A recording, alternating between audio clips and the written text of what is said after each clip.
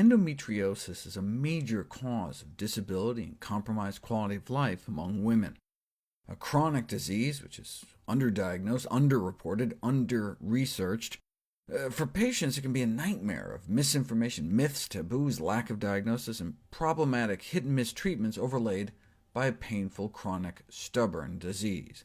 Pain is what best characterizes the disease. Pain, painful intercourse, heavy, irregular periods, and infertility. About 1 in a dozen young women suffer, and it accounts for about half the cases of pelvic pain and infertility. It's caused by what's called retrograde menstruation. Instead of the blood going down, it goes up into the abdominal cavity, where bleeding tissue of the uterine lining can implant onto other organs. You can have the lesion surgically removed, but the recurrence rate within 5 years is as high as 50%. Now, endometriosis is an estrogen-dependent disease, so might the anti-estrogenic effects of the phytoestrogens in flax seeds and soy foods help, as they appear to in breast cancer? I couldn't find studies on flax, but soy food consumption may indeed reduce the risk of endometriosis, but I couldn't find any studies on treating the disease with soy. There's another food, though, associated with decreased breast cancer risk: seaweed.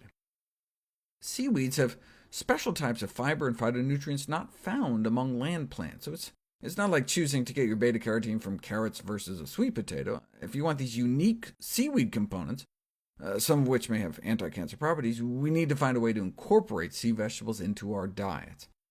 Anti-cancer properties, such as anti-estrogen effects.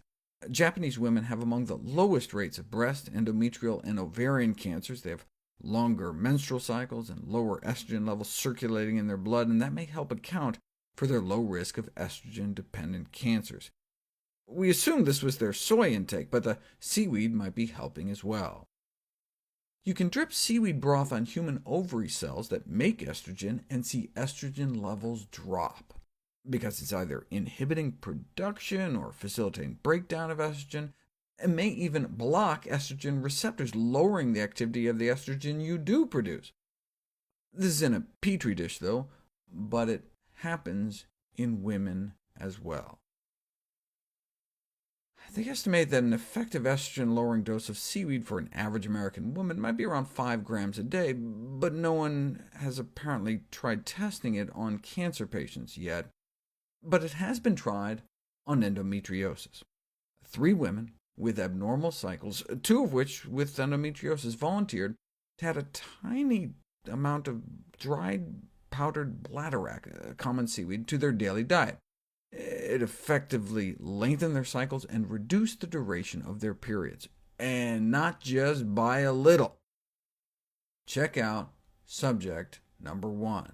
A 30-year history of irregular periods, averaging every 16 days, but adding just a quarter teaspoon of this seaweed powder a day added 10 days onto her cycle, up to 26 days, and a half teaspoon a day brought her up to like 31, nearly doubling the length of her cycle, and they all experienced marked reductions in blood flow and a decreased duration of menstruation.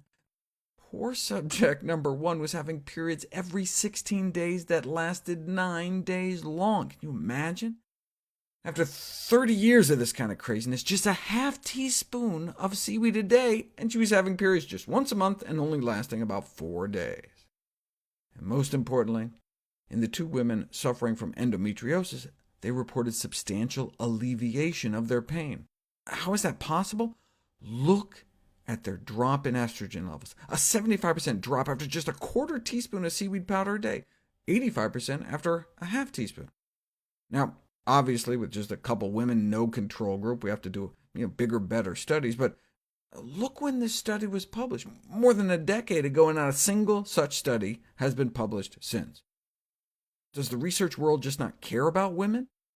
Millions of women are suffering with these conditions. Who's going to fund it, though?